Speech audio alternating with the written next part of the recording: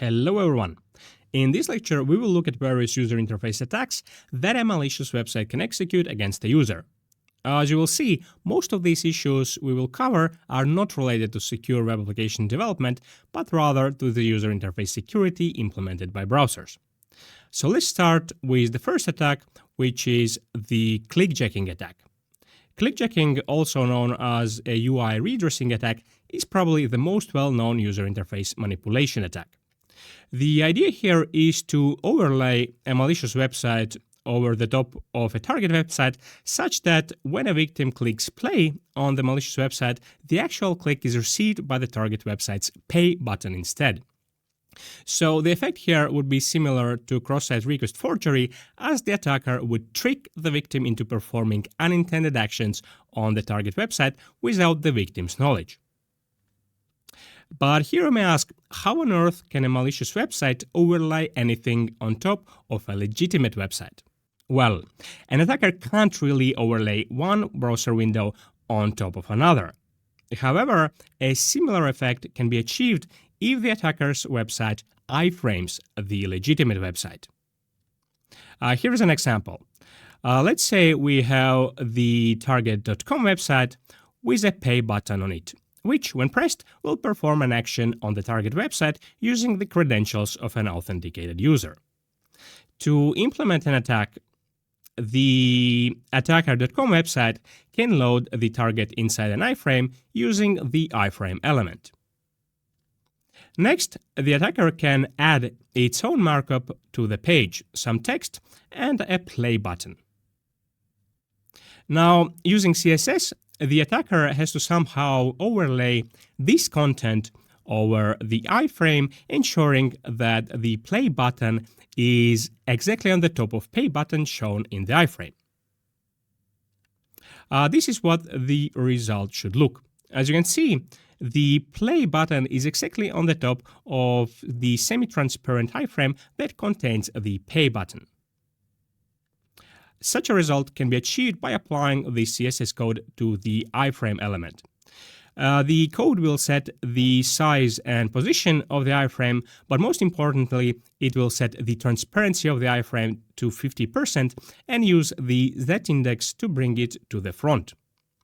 So in reality, the iframe is on top, but since it is transparent, the victim will see the attacker's content instead. In the actual attack, the opacity will be set to 0, making the content of the iframe completely invisible. So when a victim tries to click on the button, the actual click is received by the content inside the overlaid transparent iframe. So essentially, we can use this attack to redirect mouse clicks. We could also redirect keyboard input, but the challenge here would be convincing the victim to type in specific text. One solution to get specific text into a text field would be to ask the victim to perform a drag and drop operation. For instance, here is an attack where the victim is asked to solve a puzzle by performing multiple drag and drop operations. So this may work, but the level of user interaction required is quite high, as you can see. Now, how do we prevent these type of attacks? Well, the root cause of this vulnerability is the ability of a malicious website to iframe our website. Therefore, the main countermeasure here is to prevent framing of our website. As we have discussed, this can be done using the content security policy header. If we prevent iframing of our website, then this attack will not work, as the browser will instead load an error message, as you can see here. Then, using same-site session cookies will also help, as these cookies will not be sent when a cross-site page loads our website in an iframe. So the website will be loaded in an iframe, but it will act as if the user has been logged out. This will help as long as there are no attacks that can be performed against the website by unauthenticated users. Since we cannot really exclude such attacks, then same-site cookies should be used just as an additional hardening measure. And also, same-site cookies will not prevent attacks executed by other origins within the same site. Frame busting was the initial measure against clickjacking attacks. So here, a website would check whether it is loaded in an iframe and then perform some action, such as redirecting the top frame or not displaying any content to block clickjacking attacks. This measure was recommended 15 years ago before browsers introduced a header that can be used to prevent framing of a website. Frame busting is unreliable and should no longer be used by any website. Anyhow, so these are all nice measures, but what to do if the purpose of our website is to be embedded in other websites using iframes? Well, in that case, bringing up a pop-up confirmation window could be an effective measure to prevent a single-click clickjacking attack. A good example of this is the Facebook like-jacking attack. Perhaps you have seen Facebook like and share buttons embedded in websites. These buttons were actually embedded by loading them from facebook.com in an iframe. If a user who has logged into Facebook clicked on them, the page's link would be shared with the user's friends, boosting the page's popularity on Facebook. So this created a strong financial incentive for malicious content creators to use clickjacking attacks, tricking users into unintentionally clicking on the button and sharing the link with their friends. The issue was largely mitigated by Facebook asking users to confirm a like if the request came from a less trustworthy website. Today, for various reasons, these like and share buttons are no longer used. Anyhow, so that's about the clickjacking attack. The gotcha attack is another brilliant attack that, similar to clickjacking, exploits iframing of a website. Here's how it works. Let's say an attacker finds a web page on a target website that displays some sensitive information to an authenticated user. In this example here, we have an API endpoint that returns the user's password in plain text. So the goal of the attacker is to somehow obtain this password that is displayed to the user. What an attacker can do is include in the attacker's website an iframe with that web page, and users who will visit the attacker's website will see their password being displayed. Visitors might be surprised to see their password on some fishy website, but that does not really help the attacker to obtain the password. Note that due to the same origin policy, the attacker.com website cannot read out the data displayed inside the cross-origin iframe. However, what the attacker could do is simply ask the user what data the user sees inside the iframe. For instance, add a form asking, "Please enter the text displayed above." The user can retype or copy the text shown here, and the attacker will learn what the iframe web page displays to the user. Ingenious, right? Well, perhaps initially this looks like a quite naive attack, but what you should notice here is that this is actually a very common pattern used by legitimate websites when requiring users to complete a CAPTCHA. So how can we make this entire thing here look more like a CAPTCHA? By adjusting the width of the iframe, we can achieve a result where each character is displayed on a separate line. Since every character has the same size, it is relatively easy to isolate them from the response using CSS positioning tricks.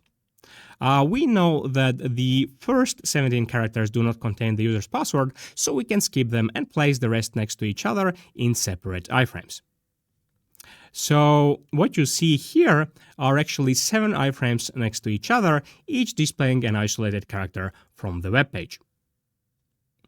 So at this point, we can display it as the content of a CAPTCHA and ask the victim to type it in. Now, if we were the victim, we would probably feel somewhat strange if a CAPTCHA displayed our password, right? The good thing is that since every character is isolated, we can load these iframes in any order we like. For example, here we displayed the iframes in reverse order. If it still doesn't look like a genuine CAPTCHA, we can apply some neat CSS filters to blur and rotate the iframes.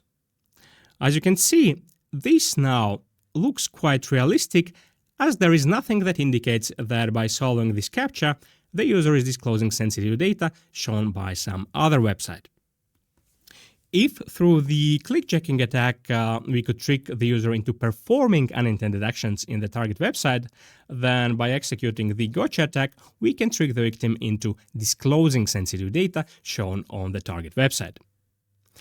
Anyhow, I hope that these attacks convincingly demonstrate why allowing other sites to iframe our website is a serious security issue.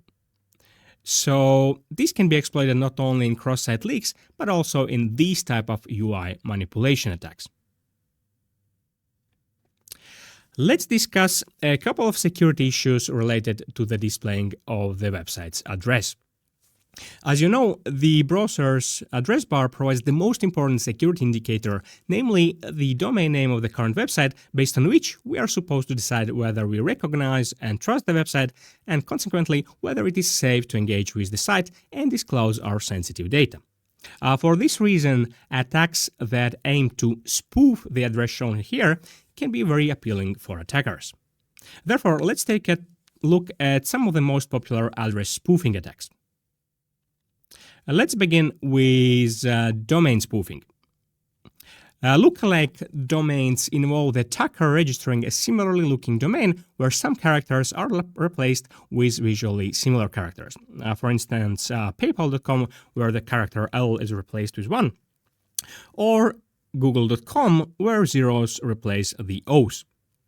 So here, the attacker hopes that the victim will not notice the difference and will enter their password on the malicious website. The homograph attack is a variation of this attack, where the attacker uses Unicode characters that look similar to or exactly the same as the ASCII characters. Here is an example using apple.com, where here we have the standard ASCII character A, while here a Unicode character from another alphabet which looks very similar to the Latin character A. Today, this type of spoofing has been largely mitigated as browsers display such Unicode domains using the Punycode encoding. So today, such homograph attacks would not work for spoofing a domain name displayed on modern browsers, but there may be other contexts where the attacker could use the same trick to deceive the victim. Misleading domains involve using a domain name that adds extra keywords to a legitimate domain or brand. For example, microsoftlogin.com, which has the name Microsoft in it, but in reality has nothing to do with the company Microsoft. So here, a careful visual inspection of the domain will not help. Here, the victim must make a non-trivial judgment about whether such a domain name could be affiliated with Microsoft. But it is very hard to determine this without checking the domain name owner. Microsoft is also partly to blame here because legitimate services provided by Microsoft also use this type of domain naming.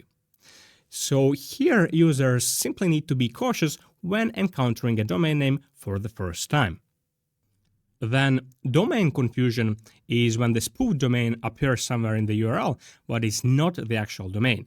For instance, here where facebook.com is a subdomain of another domain. If a user is simply looking for the string facebook.com inside a URL, then the user may fall for such an attack. The Facebook browser does a very good job here, as no matter how complex the URL, the effective root domain name is made visually distinctive from the rest of the URL. So here Firefox uses the public suffix list to determine the effective top-level domain. Unfortunately, this type of feature is not provided by other browsers, where users are expected to parse the URL correctly in their heads. Mobile browsers are less affected by this problem because there the address bar is very narrow, and therefore browsers display only the domain name, ensuring that the root domain name is always visible. Then we have the Inception bar attack, which specifically targets mobile browsers. The problem with mobile devices is that the screen size there is very small, and therefore, to make the most use of it, browsers will hide the address bar, giving the saved screen space to the web page. So if we scroll down the page, the address bar will disappear. The attack here is that the website can detect an increase in the available screen size and display its own fake address bar with any content it wants. Pretty impressive, right? Now, normally when the user scrolls up, the browser will redisplay the true address bar. However, the trick here is to move the content of the web page into an iframe so that the user effectively scrolls inside the iframe, preventing the true address bar from ever appearing. The only way to break out of such an inception bar is to start scrolling here in the fake address bar, which we would not normally do. To prevent such attacks, browsers would have to always retain a trusted screen space where the website's address is displayed. But this is not done, as then it would prevent maximizing the screen space. So that's about the address bar. Note that desktop browsers also provide a status bubble that shows the target of a link when a user hovers the mouse over it. The security issue here is that the web page can easily spoof it using a small piece of CSS code. Actually, there is even no need to spoof it, as a malicious web page can use the onClick event handler to simply rewrite the target URL after the user clicks on the link, or simply initiate an unrelated navigation or some other action. So the feasibility of status bubble spoofing and JavaScript link rewriting makes the status bubble an unreliable security indicator. But to summarize, as you can see, user interface spoofing is another attack strategy that attackers could use. Therefore, let's discuss the concept of trustworthy UI in the context of desktop browsers. So the core idea here is that an application should separate trustworthy UI from untrusted content. In a web browser, the browser controls what appears in the browser toolbar, while the pixels under the toolbar are fully controlled by the website. Actually, it is slightly more nuanced because here the website controls the icon and the page title, and while the domain name is something the website cannot fully control, the rest of the URL is fully under the website's control. The idea here is that the website should not be able to draw anything on top of the trusted UI, as otherwise the website could spoof the trustworthy UI to trick the user. Similarly, browser prompts and other trustworthy content provided by the browser should always appear in the trusted UI or cross it to signify that it is legitimate and originates from the browser. For example, here you can see how a browser permission request overlaps here the trusted UI, signaling to the user that this prompt originates from the browser. Here you can see a fake browser permission request displayed by a website. We know that it has been spoofed because here it does not overlap the trusted UI. The question, of course, is whether most users are aware and able to notice such a subtle difference. Now, here you may ask, what would be the benefit of spoofing a permission request? Well, the idea here is that if a user clicks block on the fake prompt, the website can spam the fake prompt again and again, which would not be possible if the user clicked block on the real prompt. On the other hand, if the user clicks allow on the fake prompt, the website will trigger the real prompt. So, by such spoofing, the website can perform a spamming attack, hoping that at some point the victim will grant the permission. Then, special care must be taken when displaying untrusted text in security dialogs. This applies not only to security dialogs shown by the browser, but also when our web application displays security-critical information to users. Most commonly, such untrusted text would be URLs, file names, and other information that an attacker may partly or fully control. Let's go over the most common attack vectors that an attacker could use here. First, an attacker can try to change the meaning of a dialogue by injecting sentences where the dialogue author expected only a single word. Here is a nice example of such a vulnerable dialogue. The dialogue displays the file name of a downloaded file and asks, "Are you sure you want to open it?" So in this case, the file name is a.html. But what if an attacker names the file name in such a way that it contains a sentence? For instance, set the file name to this string. Well, the result is that now the file name chosen by the attacker could be mistaken as part of the security dialog, providing advice that it is safe to open the file.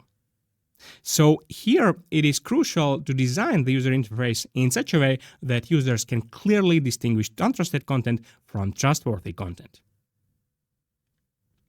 Another attack technique is to push security critical text off the screen or out of the visible area, making it invisible or harder to detect. Here the attacker could use excessive spacing in the untrusted text. For instance, consider this example. Here the attacker uses a lot of white space in the file name field, trying to trick the user into believing that they are downloading a harmless PDF file instead of a dangerous HTA file. The positive thing is that here the dialog shows the file extension separately, hopefully mitigating the risk of user confusion. Another mitigation here would be to sanitize the file name by removing the excessive whitespace. Another technique is to exploit the text wrapping implemented by the UI. Here is a good example.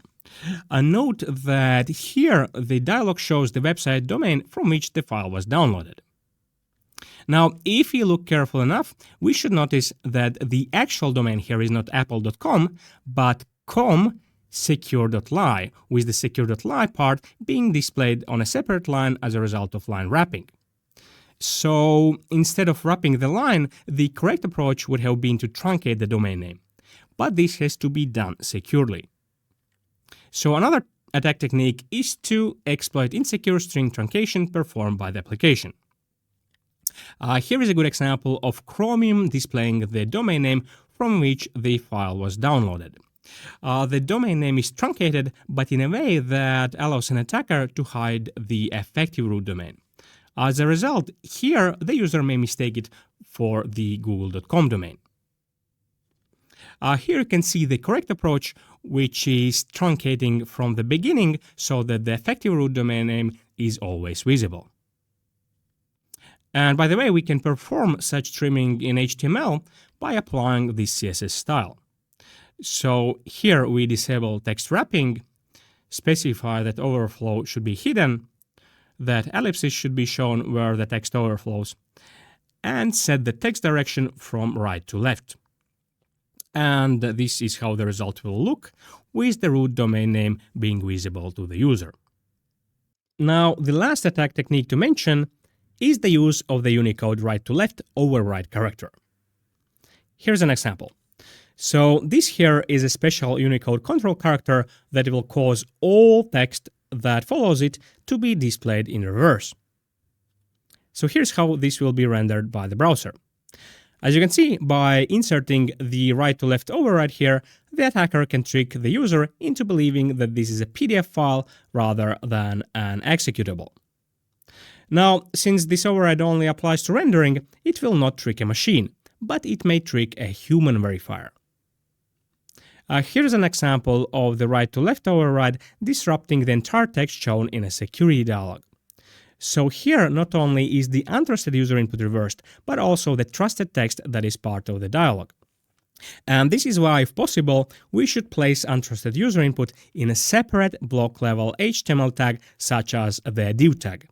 This is because this right-to-left override will affect all text until the end of the block-level HTML element. In this particular case, however, we should sanitize user input by removing this Unicode control character if it is present. This is how we can remove it in PHP. And unless we expect user input in Arabic, it is probably safe to apply this to all user input. To summarize, the main measures that should be applied here are text truncation but performed securely, sanitization by removing whitespace and Unicode right-to-left override characters, and applying clear separation of untrusted content from trusted content. The picture-in-picture attack is another example of a UI spoofing attack where users might be tricked into trusting untrusted content. Here you can see an example of such an attack. What is fascinating here is that while this browser window is real, this inner browser window is fake. You can think of it as a picture, but it is more than a picture, because this fake window can be navigated, closed, and even dragged. but of course not outside the content area of the web page.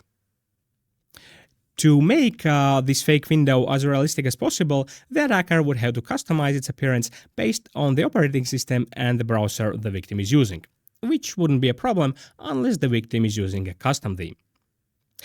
Today, we are probably less susceptible to this type of attack because most websites open links in new tabs rather than opening new windows with specific dimensions. But to completely mitigate this attack vector, browsers would need to prevent the opening of new browser windows, and users would have to somehow become aware of that, which is unlikely to happen anytime soon. Another attack involves running a website in full screen mode. The issue is that when a website goes full screen, there is no trustworthy UI visible. You can imagine what a user will see when this website goes full screen.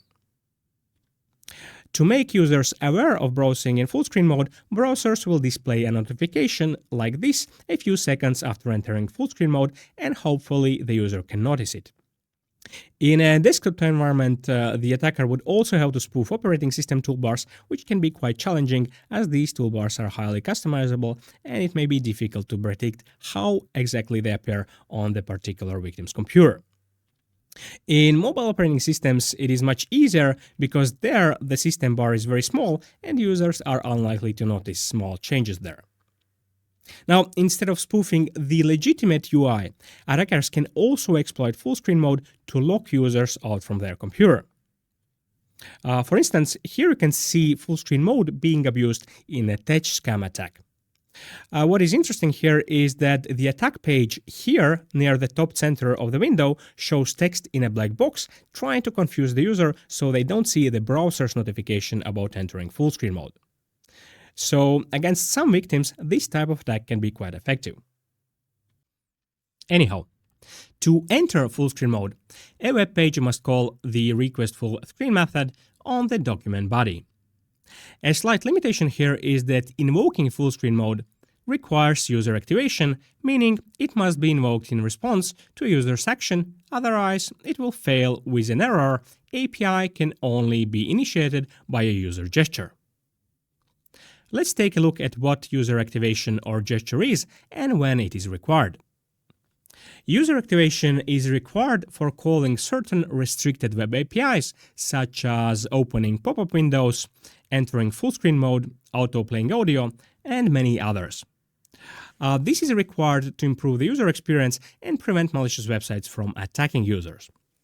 For instance, if there was no user interaction required to open pop-up window, then a malicious website could flood the user screen with unlimited numbers of windows, which was a very common problem 20 years ago before such restrictions were implemented by browsers.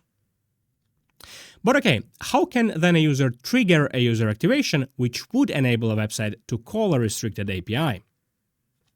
There are several events that trigger user activation.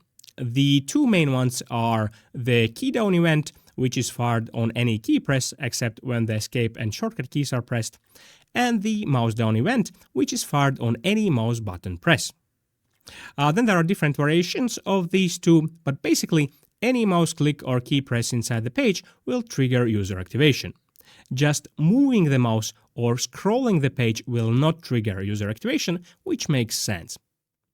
Now, how can we capture these events to invoke restricted API calls in response to them? Here's an example. So we can either apply it to an element by using the event type attribute, or we can apply it to the window object so that if the user clicks anywhere inside the window.open method will be invoked. Note that usually a single user activation enables only a single restricted action to be performed by the website.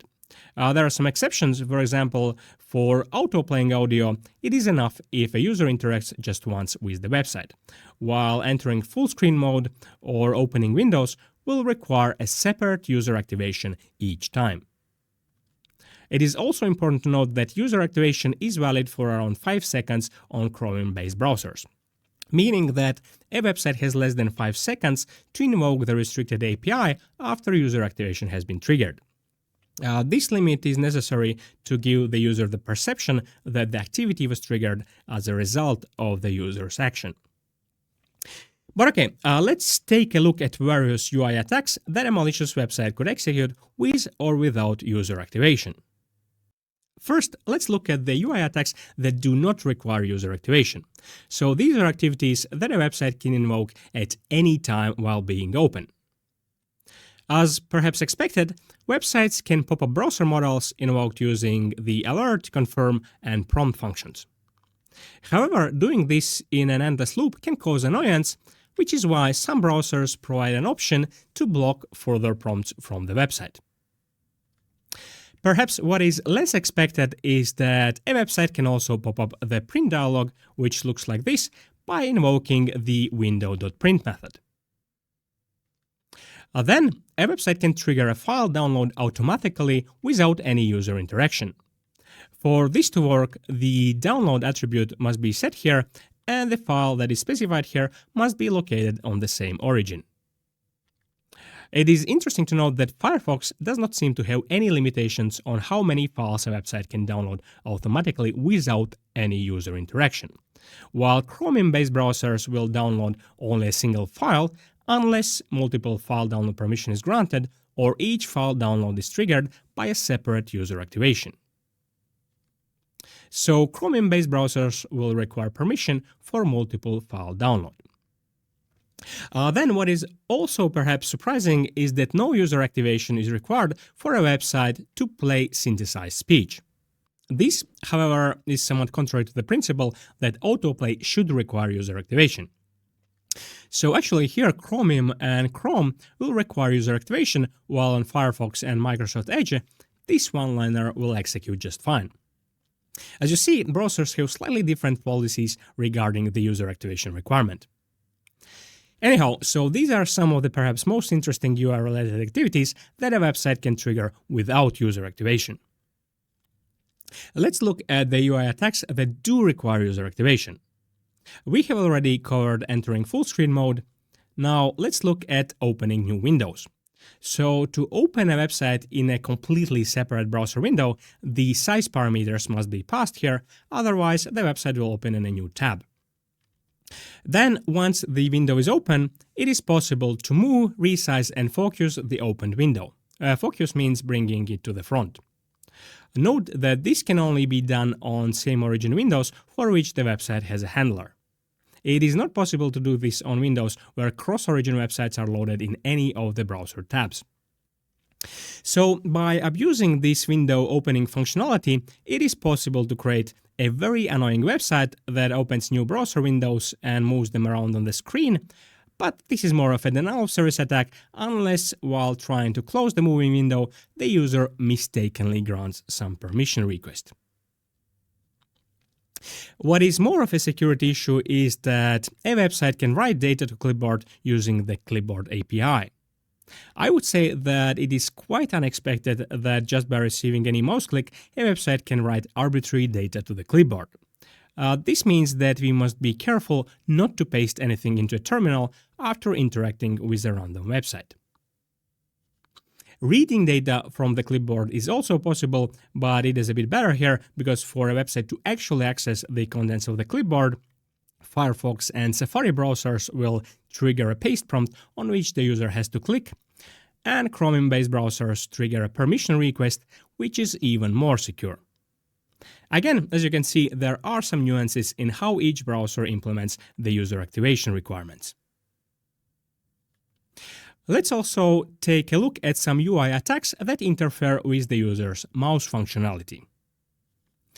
First, a web page can hide the mouse cursor by setting the CSS style cursor none. This will hide the cursor while the mouse pointer is within the content area of the web page.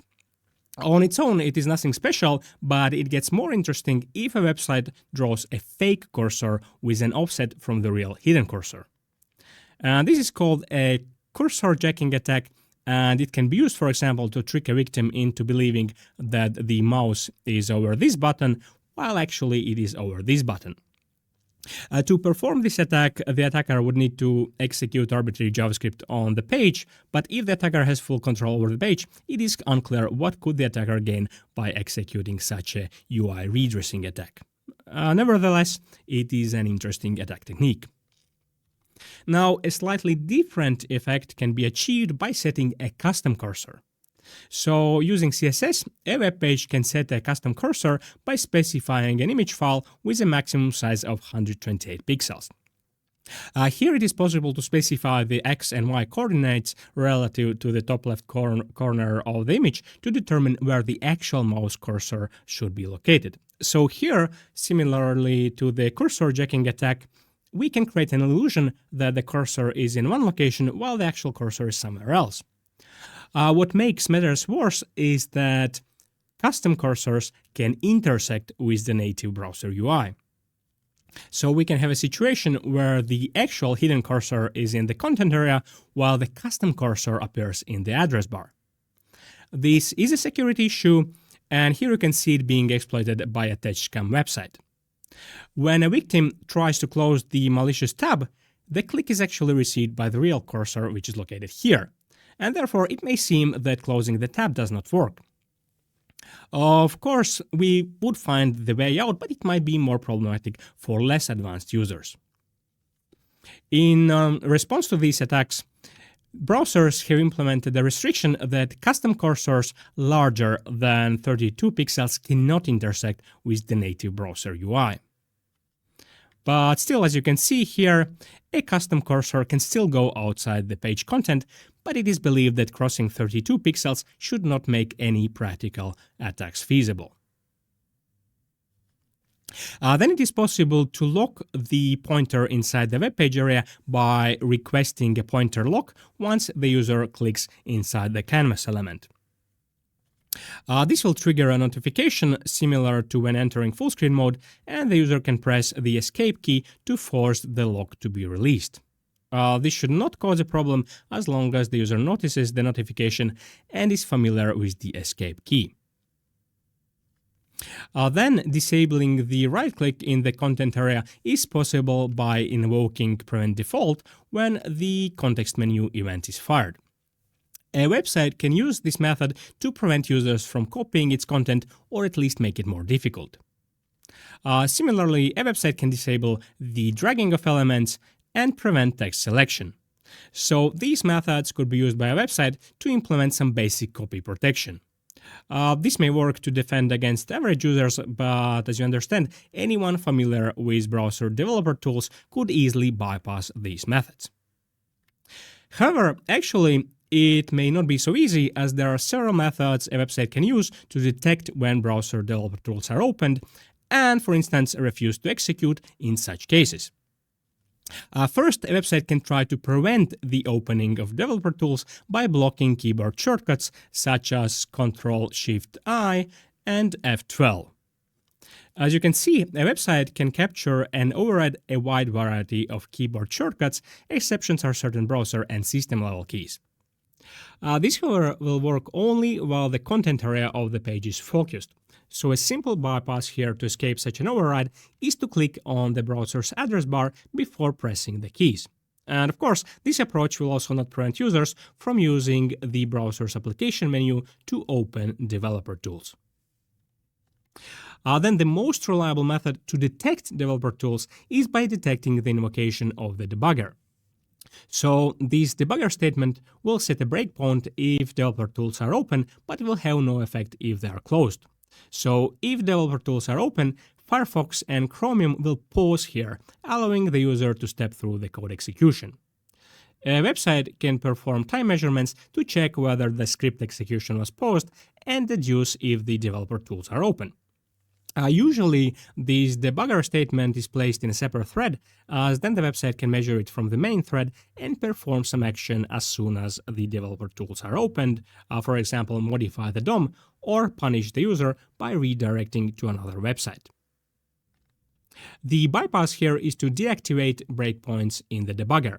But to do that, first we need to open the developer tools, which can be problematic if a website performs a redirect as soon as the developer tools are opened. One solution is to pause JavaScript execution before opening the developer tools, but there doesn't seem to be a straightforward way how to do this in standard browsers. Another detection method that works in Firefox and Chromium is detecting the console log output rendering. So here we are logging an error object to the console, but it turns out that this method will be invoked only when the developer tools are opened to render the output of the error object. To bypass this, we would need to patch the website to remove these lines. Here we can use a very useful local overrides feature provided by the developer tools in Chromium. Here we can specify local resources that will override the original resources used by the website. So we can store patched scripts here. Now the challenge here will be to identify the file and the lines that need to be patched. Here we can start the analysis by opening the view source URL in case opening the developer tools triggers a redirect. To summarize, these are the methods that websites use to detect open developer tools. There are also some other methods, but they are much less reliable in practice. As the final topic for this lecture, let's look at the UI attacks that require explicit permission from the user. So there are sensitive APIs that trigger permission requests, as we can see here, where a website asks for access to the camera and microphone.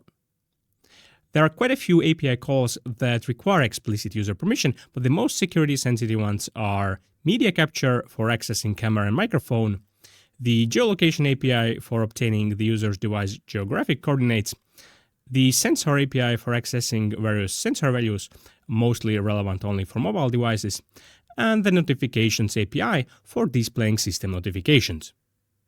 So if an attacker can trick a user to grant any of these special permissions, then the attacker may significantly compromise the privacy or even security of the user's device. Let's take a closer look at the camera and geolocation features. Let's start with the camera and microphone. The most basic method to obtain media access is to call getUserMedia, specifying what type of media devices we are interested in. So this will trigger a permission prompt to be shown to the user. After the permission is granted, the media stream can be attached to an HTML video element for display and can be transmitted to the website's backend. What is perhaps less obvious is that once permission is granted, the website can also list cameras and microphones available on the user's device. For instance, this is the device list returned on my computer. As you can see, this type of hardware information allows a malicious website to learn more about the user's device and could be abused in tracking attacks, which we will discuss in the next lecture. Anyhow, since granting camera and microphone permissions involves significant privacy concerns, it is important for the user to be aware of it. In general, browsers do indicate that a camera or microphone is in use by a website. As you can see, an indicator is shown in the address bar and also in the tab bar. However, a malicious website could confuse users by displaying fake media controls. For example, the user could click on mute and stop video, which would seemingly stop the video feedback, while in reality the video and audio are still being transmitted to the server. A malicious website could even switch to other media sources without the victim being aware of that. So here users must be aware that these type of controls do not disable the technical capability for the website to receive the stream.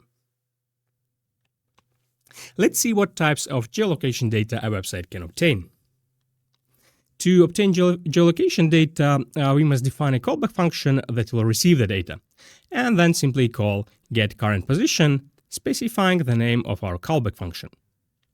We can also call watchPosition, which will invoke the callback function each time the device's location changes. Here is the position data that is returned. So it provides the timestamp of when the position was acquired, accuracy in meters, and latitude and longitude. The altitude, heading, and speed will be absent unless GPS data is available. So here are several location sources that could be used. GPS data is mostly available only on mobile devices and is very accurate, up to a few meters. If GPS is not available, the location of the mobile network cell tower can be used to provide accuracy of up to a few kilometers. On desktop devices, nearby Wi-Fi access points are combined with the device's IP address to estimate the device's location. And in a city environment, this can actually provide surprisingly accurate results. Here, Firefox and Chromium-based browsers use Google's location services. So Google provides an API where information about nearby access points can be submitted, and it will return back the estimated device position. Anyhow, as you see, this location data can be very precise and could be used by an attacker to even physically locate the user. Decreasing the accuracy of the disclosed location could help here, but browsers do not provide such a feature. If we want to increase privacy, we can apply location spoofing. In Chromium-based browsers, an arbitrary location can be set via developer tools, and in Firefox, the spoofed location can be configured via the About config page, but this is unlikely to be used by average users. So the risk here is that an attacker could set up a phishing website where, for seemingly legitimate reasons, the victim is tricked into granting location access, thereby allowing the attacker to obtain the victim's location. So these are type of risks we need to take into account when permission requests pop up from random websites. But anyhow, with this we end the lecture. Thank you for watching.